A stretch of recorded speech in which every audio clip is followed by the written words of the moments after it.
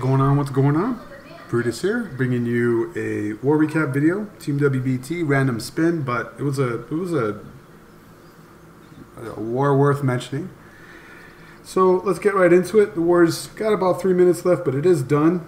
Breakdown for this war, it was a random spin. 3 Town Hall 11s for Team WBT and 7 Town Hall 10s. The rest were 9. So 3-7 fill on a 30 war.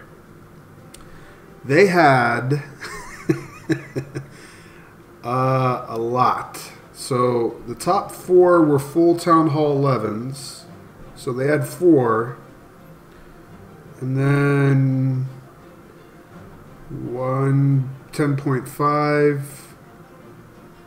We'll just call that a 10 with an 11 offense. So 2 10s. 3, but that's 11 offense. 4, 5, 6, 6. We'll call this 7, but it's 11 offense. 10.5, 10.5. I'm sorry, 9.5, 9.5, and then 9s. Just something ridiculous. The breakdown was pretty freaking stupid.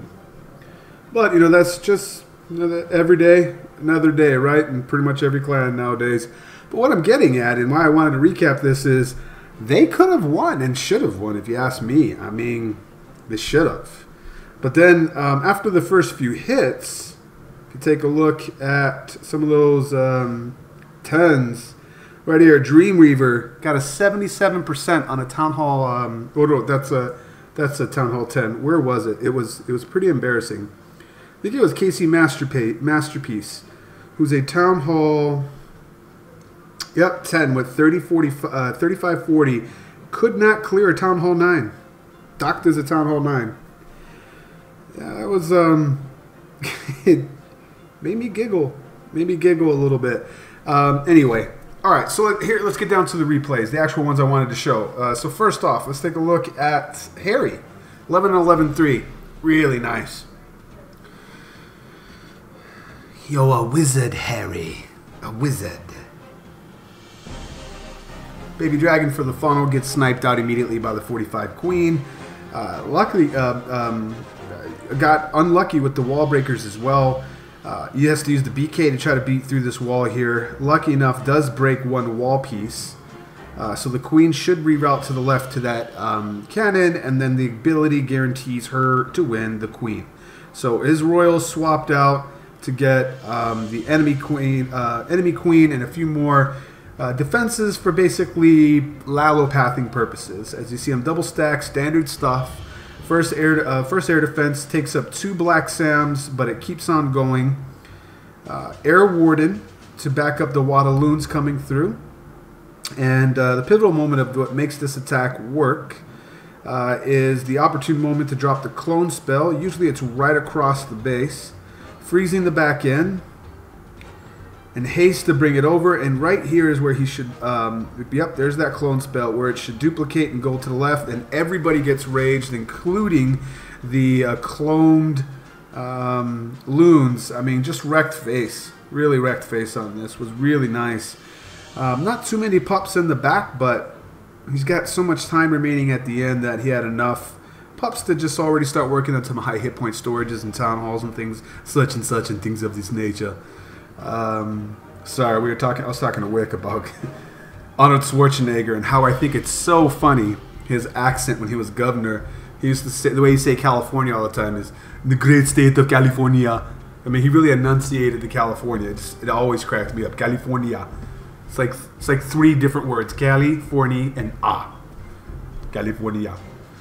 All right, nice job. Well, that war ended. There's the final score, 84-82. Great job, the Team WBT guys. We'll pick up where we left off. There's the 11 on 11-3. Let's go down some more. We got myself. This is a cleanup attempt. This is a good indication and illustration of... Oh, spoiler alert, it's not a frickin' bitch attack. Yeah, that's right. That's right. I'm still salty. I am. I will keep practicing. I refuse to give up. If there's something that I'm deficient in, I always try to rectify it by getting better at it. So as much as I hate it, I still do practice to try to learn it.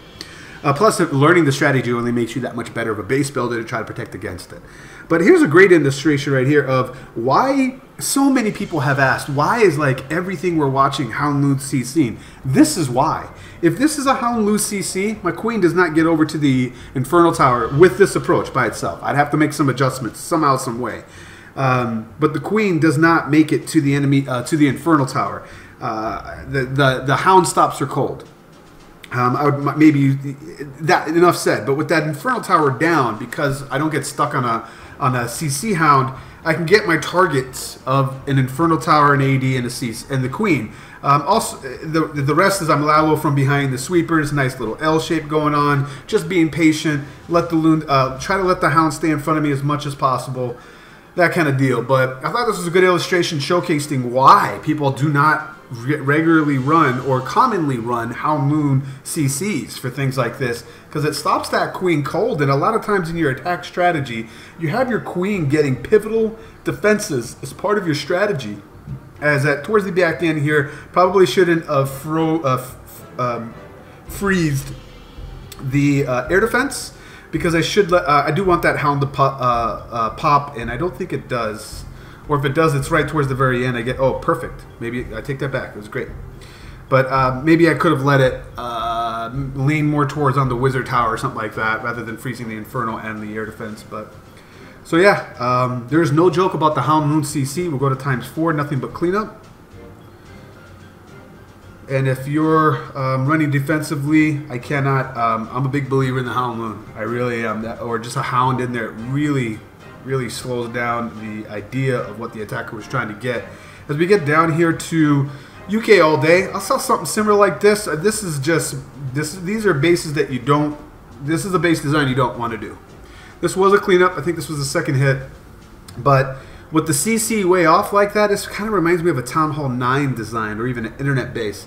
The flaws with this base is that you don't, if it's it'd be stupid to be a Houndloon in there. So it was smart to bring anything but a Houndloon if you're going to place it way over there. But it allows you to maybe ignore it altogether with the army strategy. You could. And the fact that you have a close proximity of 2 air defenses, a queen and an Infernal Tower, completely away from the CC. You don't have that Hound or a Golem coming out to stop your attacking force. Especially with this, I mean, look at that. He's getting the CC, 2 air defenses, and an Infernal Tower, leaving the queen for the end for the queen kill on the back end. That's not even covered by any splash, specifically bomb towers. That's what makes really good bases. So any 10-on-10-3 is still a difficult feat. You may be gangster and you're like, yeah, I can do that all day. Well, great for you. For others and the majority of the Clash community, it's just not the case. So these bases are not the meta. And I think it was important to call, I'm not trying to hide anything, but they're still good attacks. But it was a great way to illustrate the nice threes, exploiting the base deficiencies, and then using it to talk through why they're deficiencies, why you see Houndloon CCs, why you never separate out the CC, kind of like what we saw here, and then closely proximity air defenses and Infernal Towers to the queen without any splash damage around her, that if you decided not to get her, that you can just Larry the queen. You could just Larry the queen mid-kill. So I thought those were great ways and illustrations to prove just how easy it is if you don't adhere to those same principles that are being observed in the top tier of war base building. So nice job, UK all day. Who I used to always think was Euclide from Ned Flanders and The Simpsons, and I was dead wrong. Tiggeroo, Mr. 10-on-10, he's always good for one of these. I talked about it before in a different video. The queen walk to the side, bitch. Really fan of that. If I gravitate towards anything, I do gravitate towards a healer based or healers in a bitch mode strategy. But Tiggeroo, Desau, a lot of the Conti, these guys here at Team WBT, they do this type of a bitch strategy or variant quite often, and I see the most success with it. So whenever I'm practicing, trying to get better at it, this is usually what I try to go with. And it's really great if there's a Houndloon CC, or if the, in this one it's not, or if the base allows for you to take away some satellite or edge defenses easily without being worried about your healers being picked off too early, which helps sustain your queen all the way through, which enables you to hold your queen ability longer. As you see right here that he still has the queen ability all the way towards the end. All the infernals are down. Yes, it's Town Hall 9 point defense. Not trying to hide that either. However, it was still a great way, again, to talk about the strategy being utilized here and being perfected, and how I'm trying to learn it, because these guys seem to make it look so easy, effortlessly. But right about here, man, I don't know, he's got 3 witches left now. One just goes flying, soon to be 1. I'd freak out. I'd be like, I know this is not gonna work, man. Like, there goes his last witch. He's got a minute and a half, or I'm sorry, a minute and 5 seconds, and a queen ability versus 4 point defenses and 2 walls to beat through, or 1 wall to beat through. No, it would be 2. He's got to beat all the way through and get the other storage. It's just, it doesn't look like he's gonna get it, and it's just, I don't know. I don't get it. That's you guys are way better than me. I'm just gonna say that. You guys are way better than me. I love this though. Nice job, Tiguru. Let's bounce out of here. So we looked at, I thought there was one more. Is it Addy?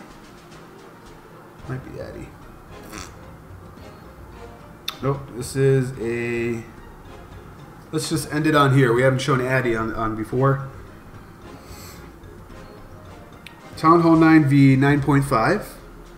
Queen walk, Lalo, actually more like a queen charge. He's got 3 rages here. Obviously that's for this queen to get as much as possible. Watch how he angles in here. He's going to try to get this air defense here. More than likely he's got a max hound in the CC. Opens up the wall. Aggro's the CC coming out.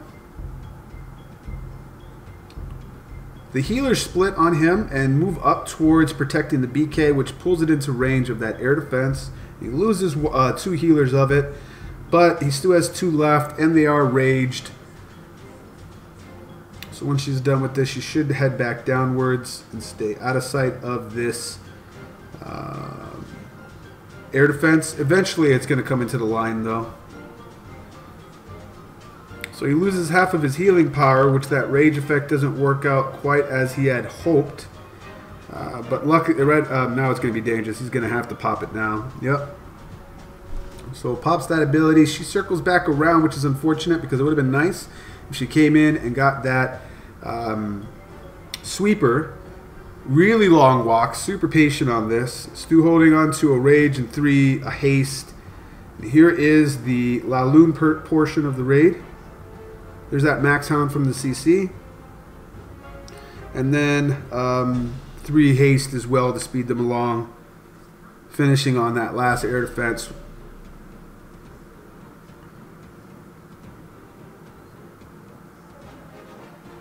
Look at this. That is amazing. Pup's kind of helped out there, but she was also standing close enough to a defense that the splash got her. Cast and Blast would be very proud. Go to ×4. Nothing but cleanup. Great job, man. Really good patience and execution on this. That attack that didn't go quite according to plan. Nice job. That'll do it for the replays. Once again, it's Brutus reminding you, you got to be better than a double. Now we'll check you next time.